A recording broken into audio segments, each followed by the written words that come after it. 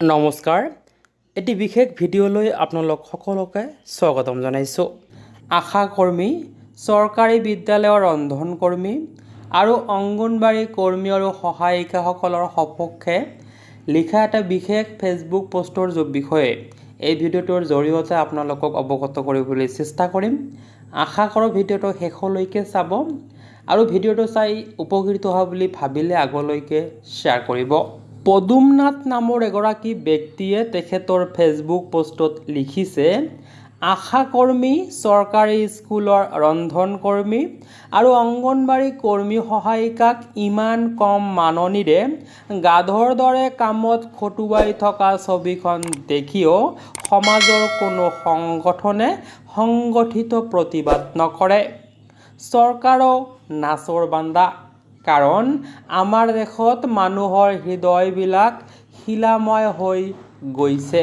চৰকাৰখনৰ বিহুৰ প্ৰতি, মাইক্ৰ'ফাইনেন্সৰ ঋণ ৰেহাইৰ প্ৰতি আৰু কত যে কি বিনামূলীয়া আঁচনিৰ খদমদম।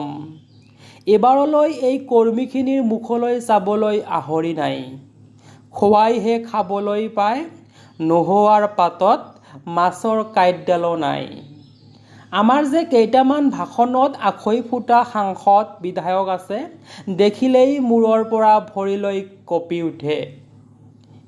এইবাৰ ভাবিছিলোঁ মুখ্যমন্ত্ৰীগৰাকীয়ে কথাটোত মন দিব, কিন্তু তেওঁ দেখোন কিছুমান আৱেগিক কামত বেছিকৈ লাগিব ধৰিছে। আগন্তুক দিনত হিচাপবিলাক ৰাইজে কৰিব নিশ্চয়। আচলতে জংঘী আন্দোলন কৰি কেইগৰাকীমানৰ তেজৰ ফাকু গাত সানিবলৈ পালেহে গা লৰিব চাগৈ। মহিলাৰ মহাকালী ৰূপ বৰ ভয়ানক, কিন্তু কথাটো ৰাজনীতিকবোৰে ভাবিবৰ হৈছে। কিবা এটা বিষয়ৰ উমান পাইহে তেখেতে এই পোষ্টটো লিখিছে বুলি উল্লেখ কৰিছে।